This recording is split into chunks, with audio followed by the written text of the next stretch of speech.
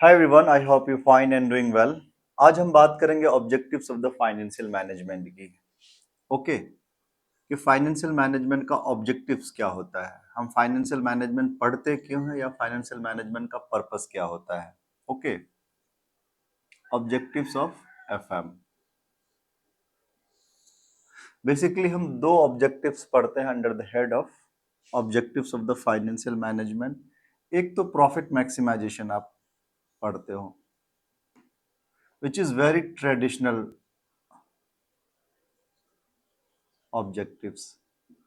दूसरा है wealth maximisation of the share holder.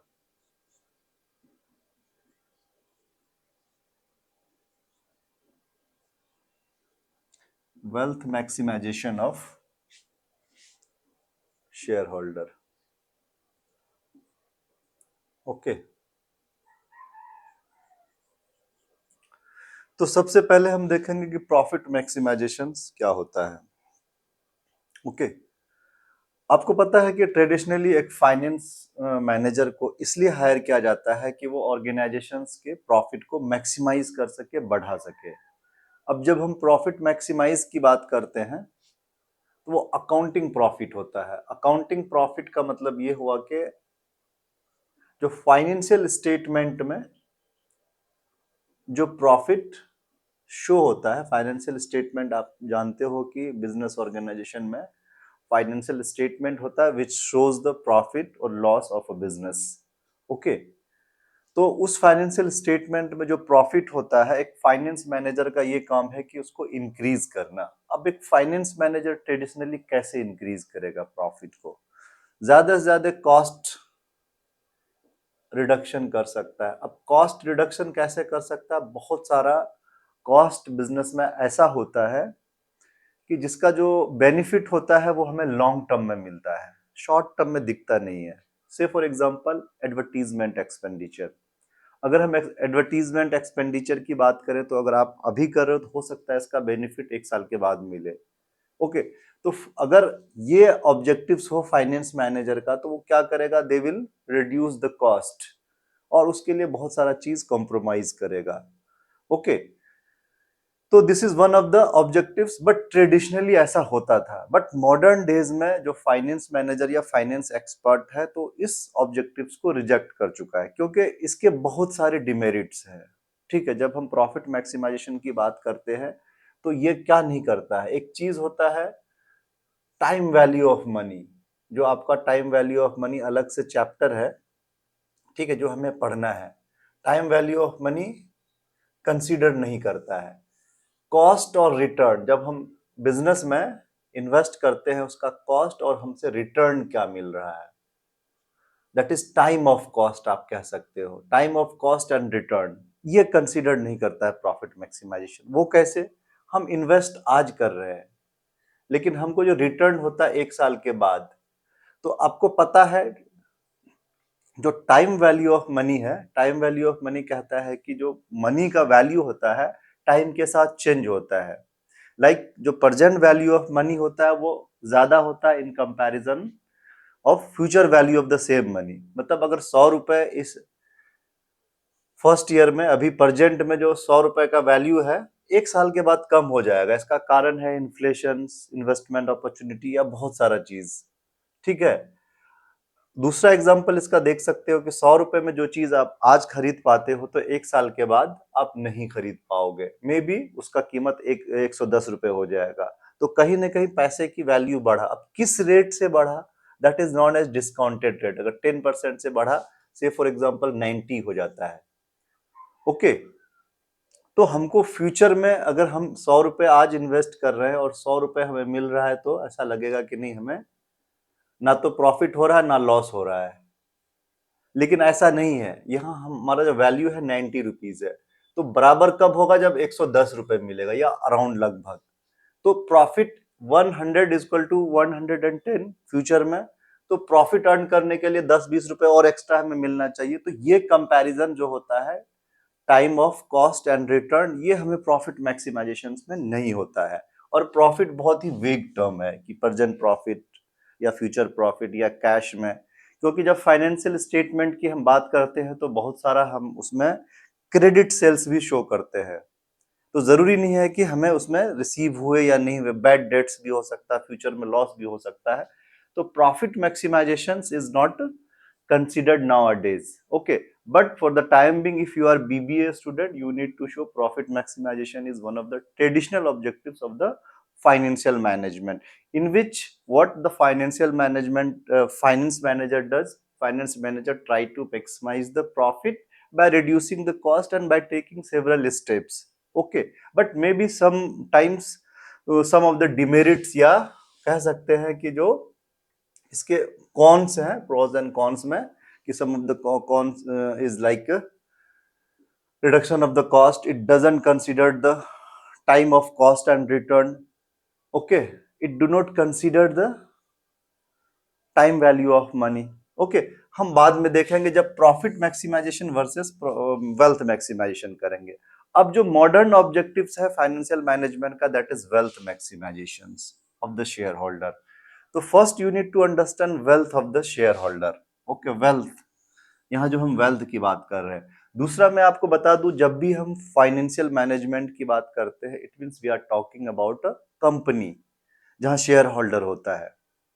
ठीक है, तो wealth of the shareholder मतलब ऑनर का वेल्थ मैक्सिमाइज करते हैं. जो wealth of the shareholder होता है वो ठीक है, market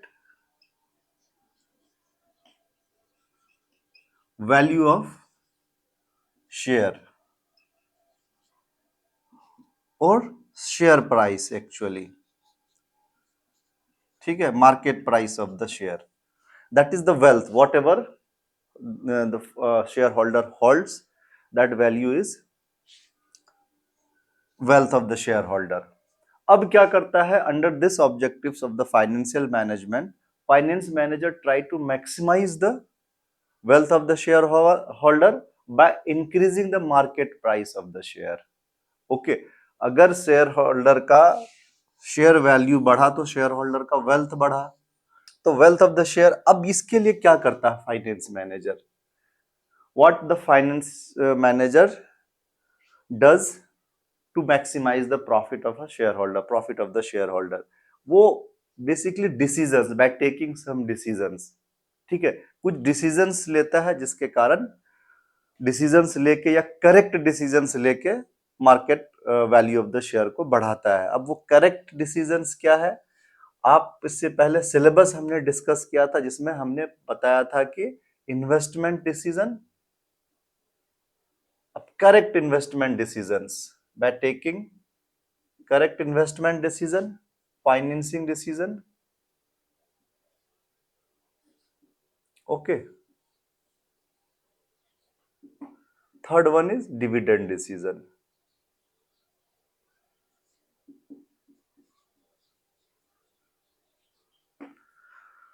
Okay, so you can say under the wealth maximizations, finance manager try to maximize the wealth of the shareholder by taking three important decisions, which is investment decision, financing decisions and the dividend decisions.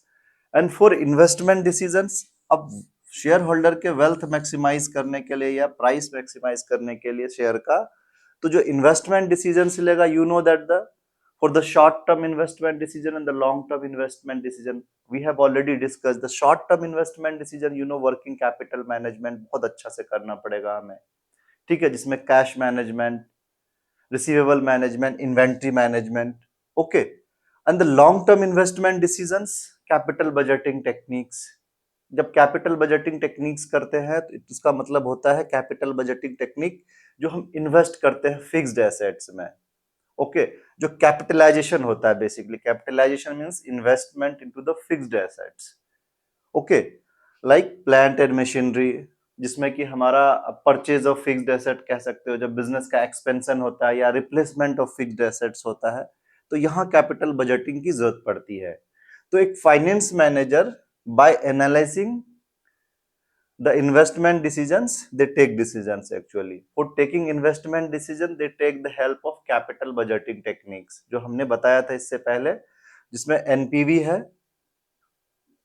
Okay, जिसमें time value of money consider करता है। अब share holder का wealth तभी maximise होगा जब हम time value of money consider करेंगे, जो एक एनपीवी मेथड से नेट प्रेजेंट वैल्यू के थ्रू हम एनालिसिस करते हैं कि हमारा इन्वेस्टमेंट डिसीजंस सही है या गलत है, करना चाहिए या रिजेक्ट कर देना चाहिए पर्टिकुलर प्रोजेक्ट को। IRR method, internal rate of return, profitability index, इसी तरह से traditional method ARR, accounting rate of return and payback period methods. So these are the some of the technique for the investment decisions, okay, for the purpose of maximizing the wealth of the shareholder. Again, the financing decision, ये भी important decisions है। Finance manager को share holder के wealth maximise करने के लिए या market price of the share को बढ़ाने के लिए फाइनेंसिंग डिसीजंस भी करेक्ट लेना पड़ेगा। करेक्ट लेने का मतलब उसमें हमने बताया था कॉस्ट ऑफ कैपिटल का एनालिसिस करना। कॉस्ट ऑफ कैपिटल मतलब cost of employing the capital. Okay, cost of employing the capital means the minimum required rate of return आप कह सकते हैं in order to satisfy the owner of the capital. जिसने invest किया है उसको तो मिनिमम कुछ चाहिए, तो एक कंपनी को उतना अर्न करना पड़ता है। तो डिफरेंट जो टाइप्स ऑफ कैपिटल होता है उसका कॉस्ट अलग अलग होता है। लाइक इक्विटी का अलग होता है, प्रेफरेंस का अलग होगा, ठीक है, डिबेंचर का अलग होगा। तो ये कॉस्ट को एनालिसिस करता है एक फाइनेंस मैनेजर। हो सकता है डिफरेंट बिजनेस ऑर्गेनाइजेशंस के लिए डिफरेंट सोर्स सुटेबल हो, और which source is suitable for a particular business organisation, a finance manager needs to analysis.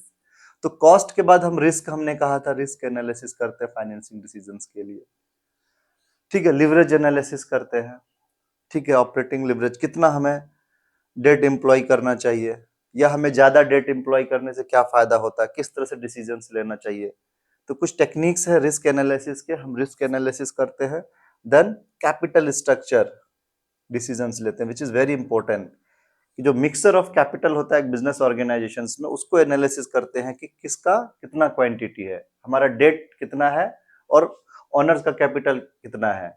It means borrowed money और ऑनर्स मनी आप कह सकते हो, और डेट इक्विटी हम कहते हैं, इसका रेशियो क्या है। तो फाइनेंस मैनेजर को करेक्ट डिसीजंस लेने के लिए ये सब चीज एनालिसिस करना पड़ता है। वो किस लिए? To maximise the wealth of the shareholder, to maximise the price of the share. Otherwise company का वैल्यू नहीं बढ़ेगा। अल्टीमेटली तो प्रॉफिट है ही है, लेकिन एक्यूरेट प्रॉफिट जो आपको दिखे। Sometime financial statement shows the exaggerated profit, okay, तो वो हो सकता है कि थोड़ा फॉल्स इंप्रेशन देता है, तो उसका हमें क्या। फिर डिविडेंड डिसीजंस भी बहुत इंपॉर्टेंट है market price of the shares के लिए, ओके, क्योंकि अगर dividend you know the part of profit that is distributed to the shareholder, shareholder को जो प्रॉफिट डिस्ट्रीब्यूट किया जाता है उसे हम डिविडेंड कहते हैं, ओके। क्योंकि जो मैनेजमेंट होता है, मैनेजमेंट इज एजेंट, होता क्या है कि जो मैनेजर होता है फाइनेंस मैनेजर, दैट इज कहते हैं एजेंसी प्रॉब्लम है, उसको दोनों देखना पड़ता है। यहाँ ऑर्गेनाइजेशन है, यहाँ ऑनर है, ठीक है, दोनों को सेटिस्फाई करना पड़ता है, ओके। अब ये है कि कितना अमाउंट, क्योंकि प्रॉफिट सारा अगर ऑनर को हम दे देते हैं तो हो सकता है ऑर्गेनाइजेशन में री इन्वेस्टमेंट अपॉर्चुनिटीज हो, डेवलपमेंट के लिए कुछ रिजर्व का कुछ प्रोविजंस करना होता है। तो जब प्रॉफिट हुआ तो प्रॉफिट का कितना पार्ट डिस्ट्रीब्यूट किया जाए ऑनर को, कितना डिविडेंड डिक्लेयर किया जाए, विच इज वेरी इंपॉर्टेंट। अगर लेस डिविडेंड डिक्लेयर करते हैं तो मार्केट में एक रॉन्ग मैसेज चला जाएगा। तो शेयर होल्डर क्या करेगा, शेयर होल्डर अपना वो जो कहते हैं ट्रस्ट लूज कर देगा, तो इसका प्राइस डिक्रीज हो जाएगा, ओके। अगर ज्यादा करते हैं तो फिर हमारे पास पैसे नहीं बचते हैं बिजनेस ऑर्गेनाइजेशन में री इन्वेस्ट डेवलपमेंट के लिए, एक्सपेंशन के लिए, ठीक है। तो एक फाइनेंस मैनेजर को बहुत ही रैशनली ये डिसाइड करना पड़ता है कि how much profit should be distributed to the shareholder and how much should be kept in the business organisation for the purpose of reinvestment, okay. तो ये decide करना पड़ता। अब ये कैसे डिसाइड करेगा एक फाइनेंस मैनेजर? इसके लिए भी फाइनेंशियल एक्सपर्ट जो होते हैं, फाइनेंस के एक्सपर्ट ने 2-3 मॉडल दे रखा है, जिसमें हम गॉर्डन मॉडल पढ़ते हैं, जो आपको पढ़ना है। Through the Gordon model, MM model है, Modigliani Miller model and Walter model, okay. ये 2-3 मॉडल पढ़ते हैं कि कैसे हमें किस सिचुएशन में क्या डिसीजंस लेना चाहिए, ये तो आपका सिलेबस ही है, but for the time being I am just trying to make you understand कि that is the wealth maximization, how we need to maximize, how a finance manager maximize the wealth of the shareholder by taking a correct decisions, by taking a correct investment decisions with the help of capital budgeting technique and the working capital management technique, and for taking the financing decisions with the help of cost of capital, risk by analyzing the risk and capital structure of the business, and dividend decisions with the help of some models of dividend decisions. Okay, so these are the objectives of the financial management. You need to understand